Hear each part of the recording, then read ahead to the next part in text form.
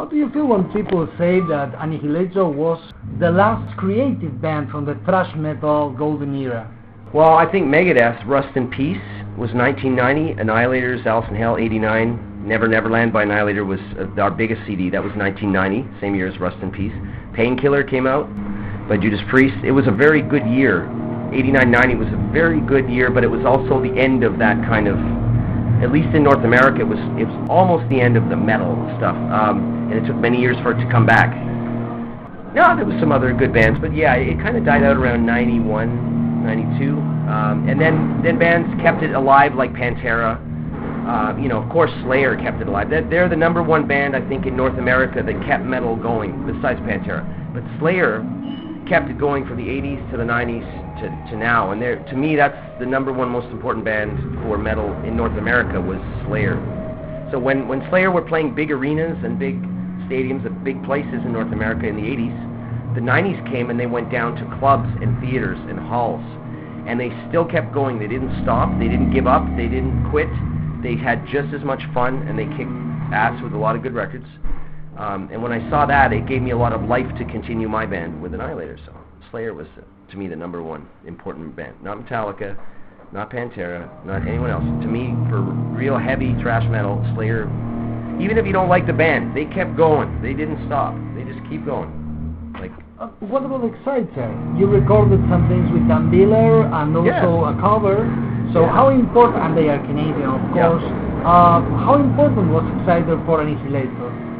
Well, there was Exciter, Razor, Anvil were the three bands from Canada that were an influence on me, but also a big influence on other bands that became big, like Metallica and Slayer and Anthrax and all those bands, Exodus.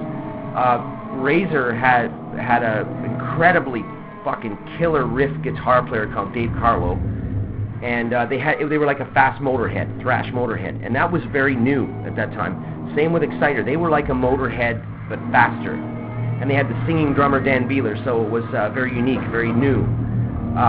And John Ritchie, the guitar player, had these really cool, simple, very basic, simple riffs, but they were so loud and in your face. And Anvil, for the first album they did, was called Hard and Heavy. And that was literally Ted Nugent meets the beginning of technical heavy thrash kind of metal. Then they did Metal on Metal, and of course the big song everybody knows from the movie Metal on Metal, but there was 666, there was so many amazing songs on those first two albums that were so good.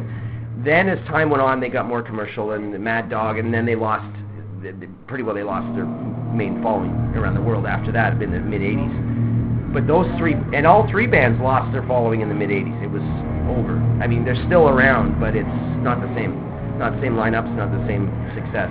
But those three were so important because bands like Metallica and Exodus, Anthrax and Slayer and Annihilator and other bands, we listened to those bands and we heard what they were doing, and we, in our minds, we copied that in a way, in our own style. So they were the big three original ones from Canada, for sure.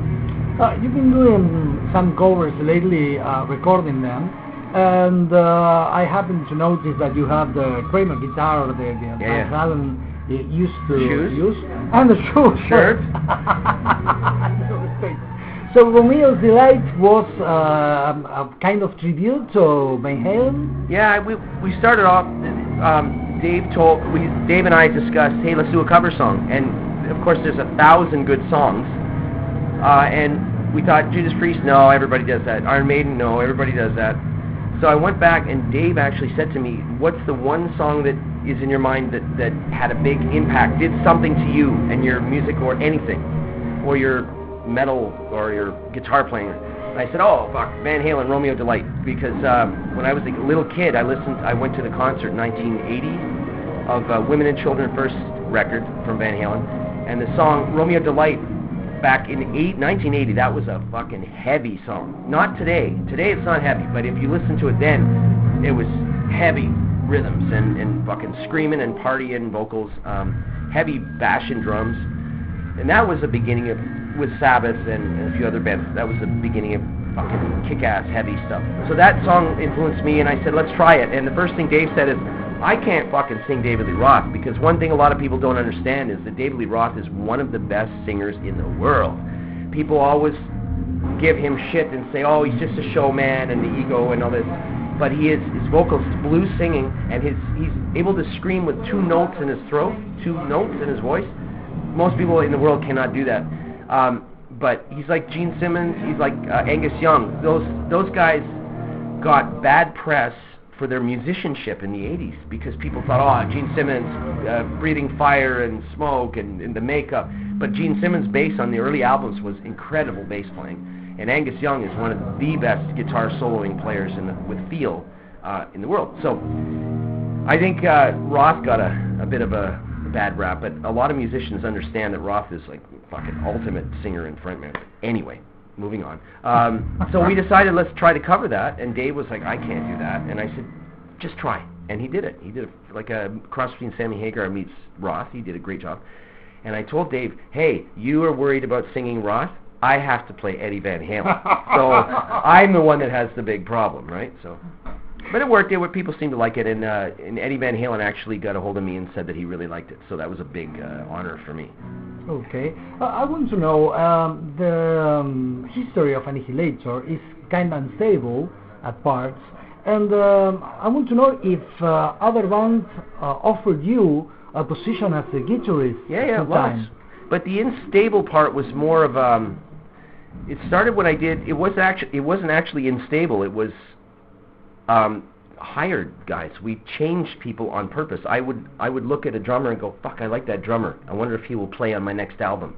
So I'd get another drummer, and then he'd go on tour, or we get another drummer to tour, and then same thing. Some singer would leave because of a drug problem, or a bass player would leave because his wife had a child. And for me, I didn't try to keep them. I just said, oh, okay, shake hands, goodbye, see you again. And then I hire another guy, right?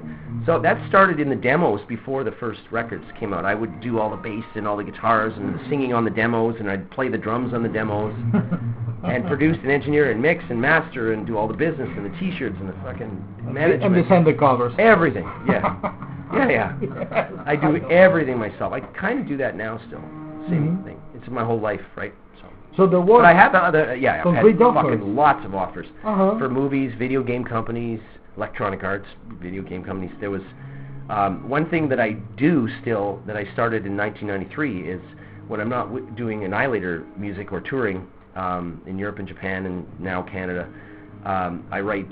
Since '93, I've been writing songs for television shows, for other artists, country artists in the United States, pop bands in England and Germany, everything. Like, we're talking like fucking pop music, ballads, love songs, right over to sort of thrash metal songs. So it's good for me to... Something that you were particularly tempted to do, but declined in the end? Well, guys like, there's always been the guys like Halford and Sebastian Bach and all these guys that are kind of like solo artists from bigger bands, or they always say, hey Jeff, do you want to come out? Or Dave Mustaine or people like that would say, hey, you want to come and play with us or join the band or write a song or whatever.